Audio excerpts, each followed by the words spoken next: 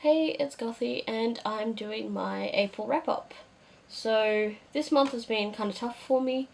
I've had a few mishaps with TAFE, and even though I was on holidays for 2 weeks, I just felt really unmotivated to do much. I just wanted to kind of just sit and chill out and not have to, not feel like I had to do anything. So, I didn't read much either. I've been in a bit of a reading slump, which I'm trying to bring myself out of.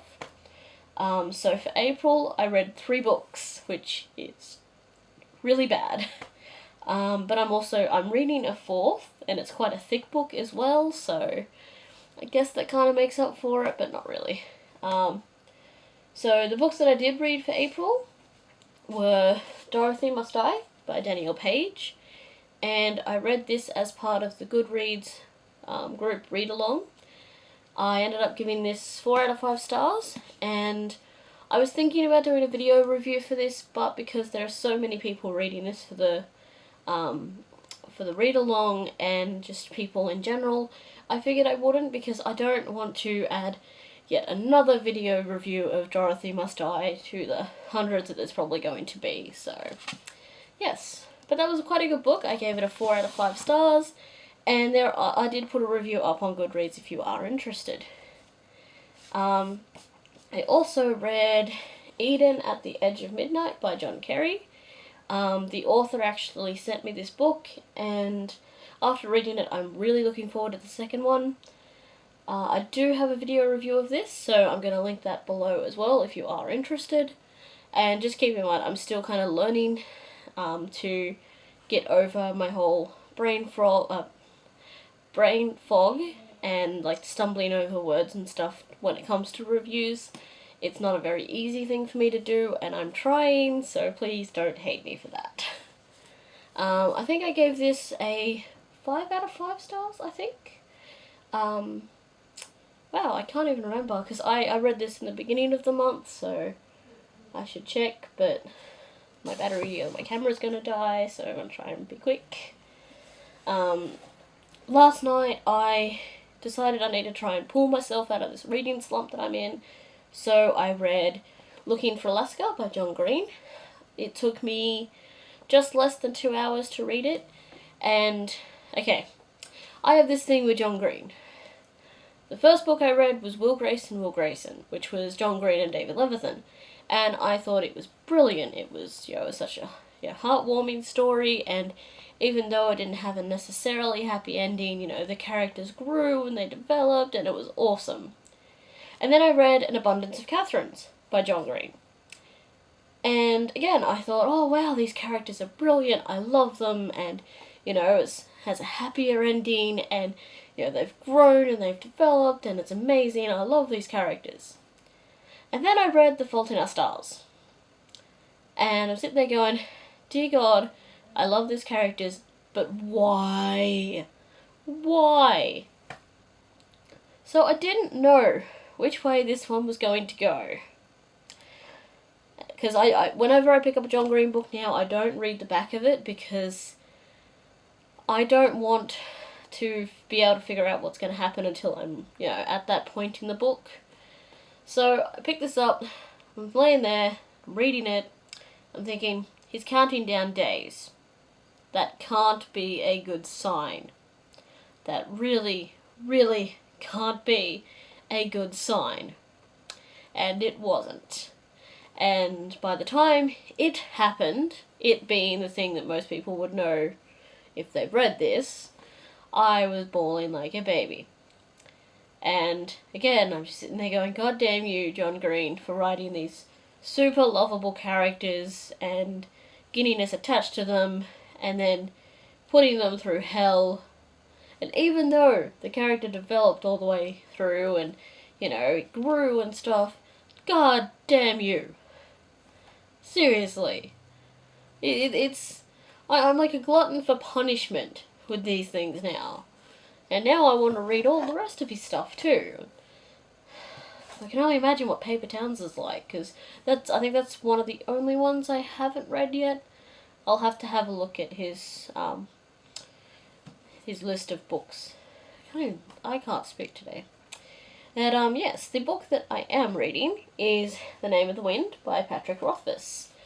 I started reading this in January, got about 50 pages in and decided that I wasn't into it, so I put it down and I left the bookmark and everything in there, and I just kept looking at it saying I should really read a bit more of that and see if I get into it anymore.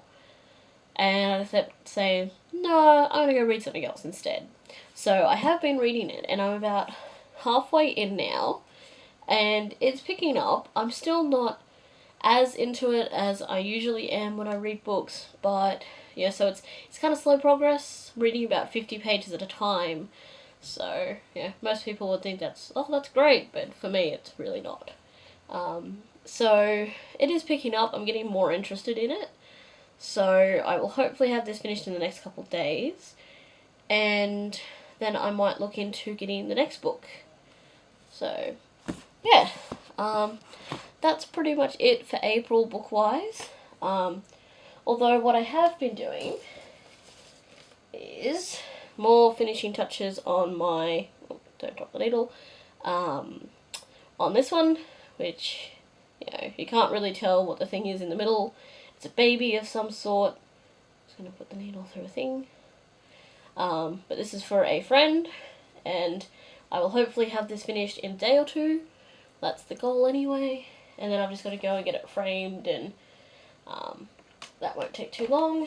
And over the holidays, I worked a little bit on my big Arthur's project, and this is the section that I kind of started on here.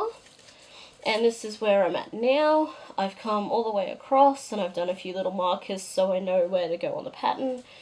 And yeah, I didn't get as much done as I'd hoped, but again, I was just kind of lacking motivation and just kind of in a slump with everything. So yeah, I'm working on that a little bit more now, and yeah, if you want to see updates and stuff on it, you can like my Facebook page for my cross stitching, or you can just follow me on Instagram.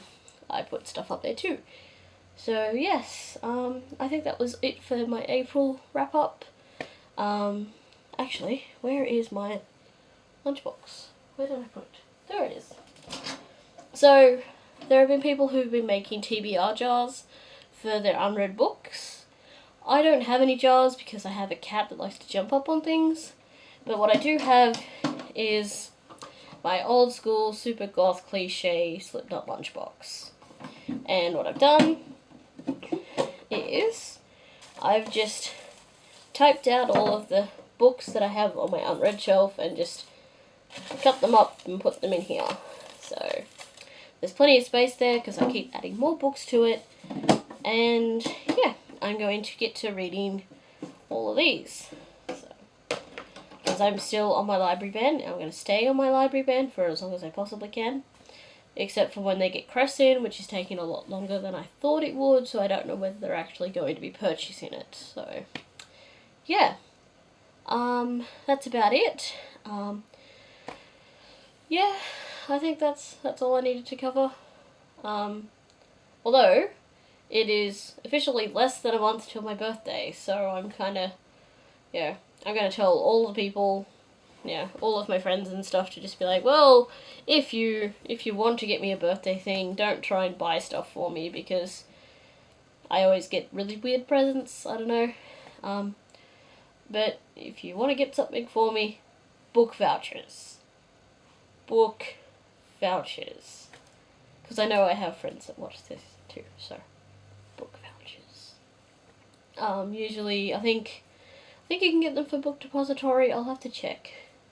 Book Depository would probably be the best because they have cheap books and free shipping. Because shipping to Australia is a freaking nightmare. Which is why I'm really, why I was really surprised when I got Striga, because that came from the US. It was like $19 shipping for that one book, and it's not even very thick, and a bookmark. $19. This is why I don't like American shipping, because it's horrible. I mean, I would love to be able to buy books from Book Outlet, but it cost me about $30 shipping for 2 books. and I might pay like $3-4 for those 2 books, but then it's $30 shipping. So this is not going to happen. Yeah. So that's it for my April wrap up.